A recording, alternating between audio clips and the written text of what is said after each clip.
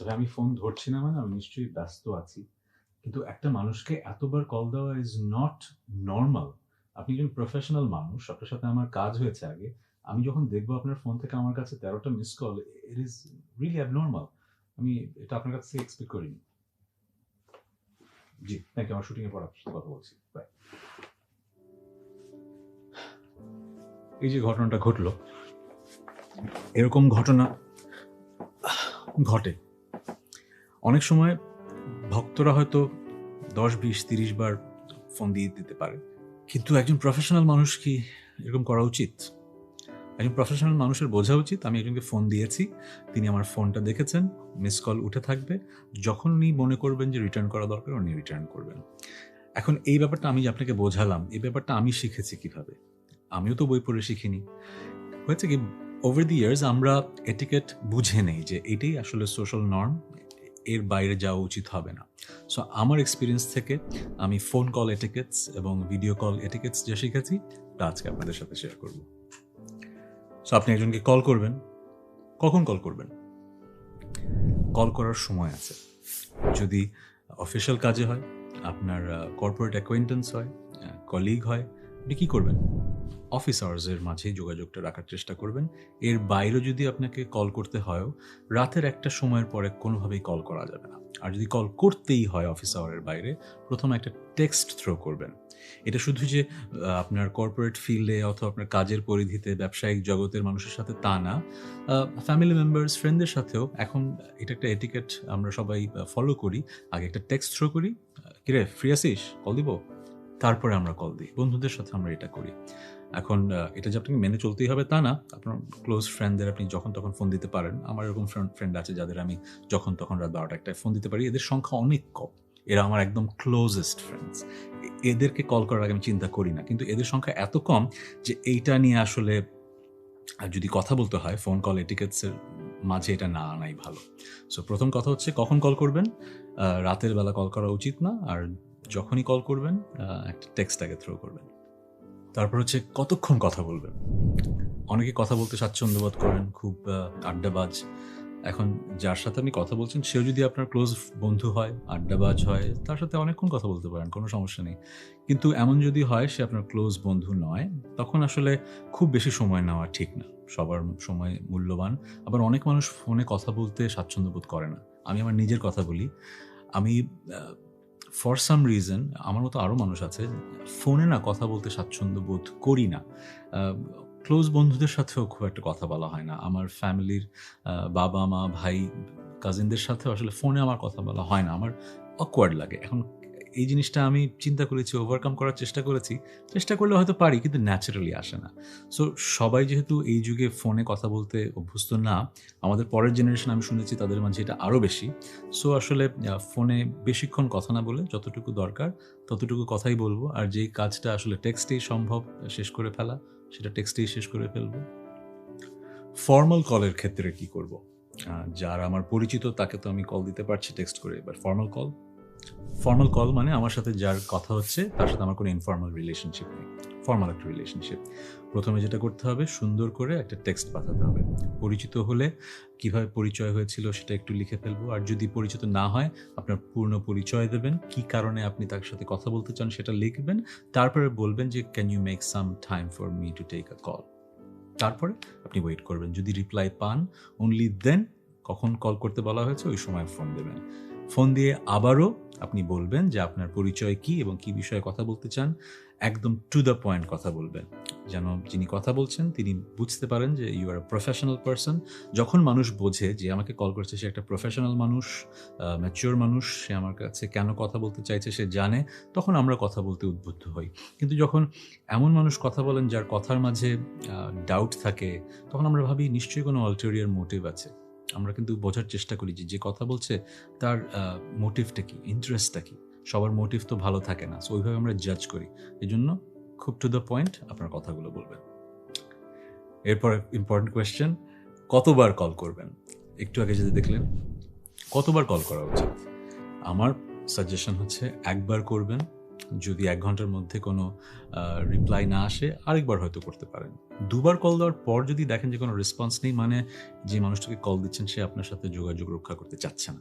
আর কেউ যদি কল কেটেই দেয়, সেকেন্ড বার কল করার প্রয়োজন নেই। কিন্তু এমন যদি হয় মানুষটার কাছে আপনি কিছু টাকা পান, আপনি টাকা ধার দিয়েছিলেন, তখন কি করবেন? তখন আপনি যত ইচ্ছা আবার ফোন দিয়ে তাকে বিরক্ত করতে পারেন, এটা আপনার উপর।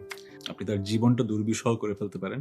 কিন্তু আমি আমার নিজের মেন্টাল পিসের কথা চিন্তা করে আমি দেখেছি যে আমি আসলে বেশি কল দিয়ে আসলে হয়তো টাকাটা উদ্ধার করতে পারছি না। সো আমি একটা সময় থেমে যাই।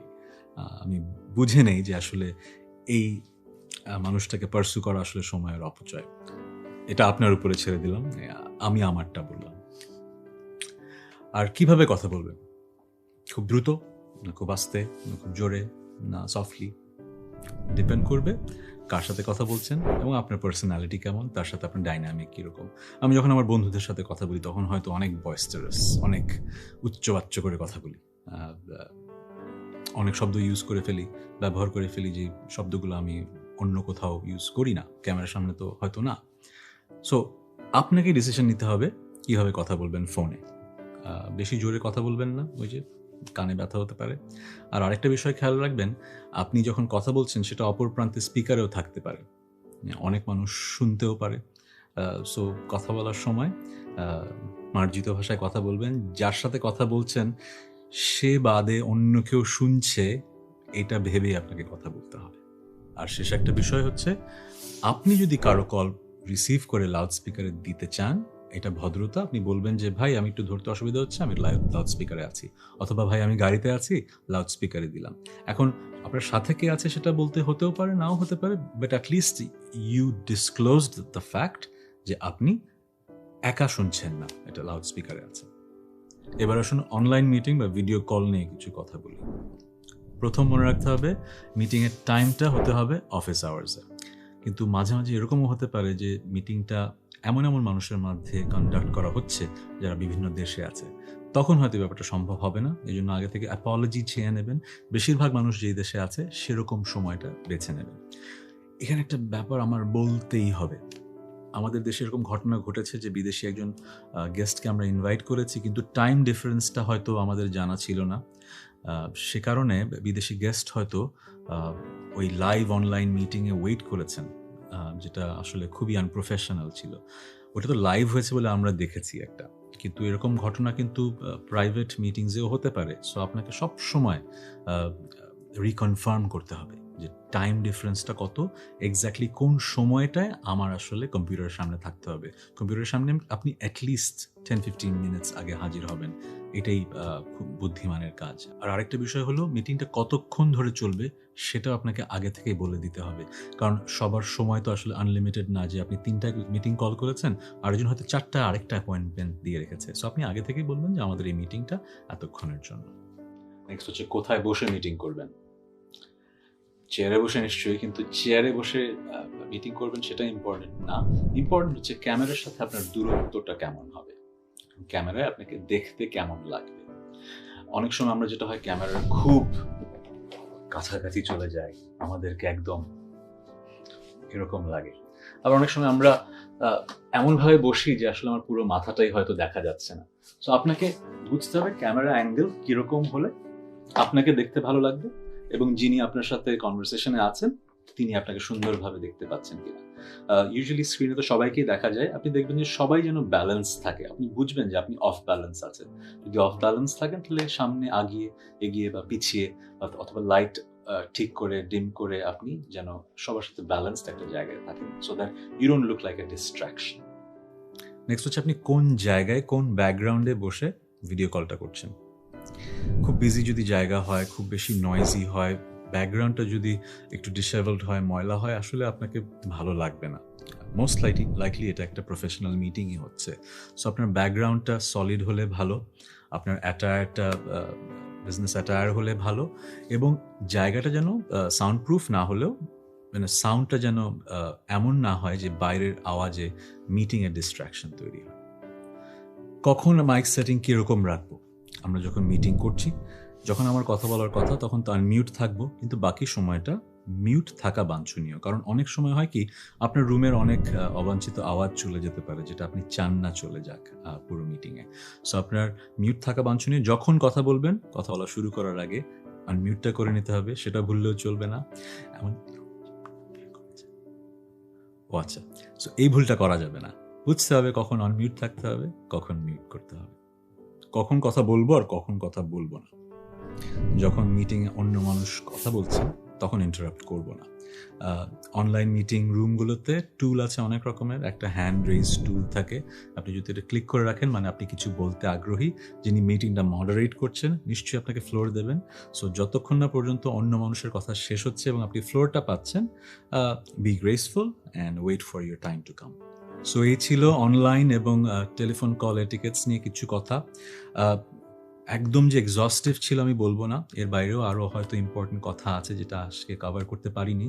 এতে এই লেকচারটা শোনার পর আমি যেটা এক্সপেক্ট করব, আপনি এই বিষয়টা নিয়ে একটু ভাববেন এবং ফোন কল এবং ভিডিও কলটাকে আরেকটু প্রফেশনালি অ্যাপ্রোচ করবেন। তাহলে আসলে এই লেকচারটা আপনার জন্য আসলে লং টার্মে কাজে লাগবে। Thank you.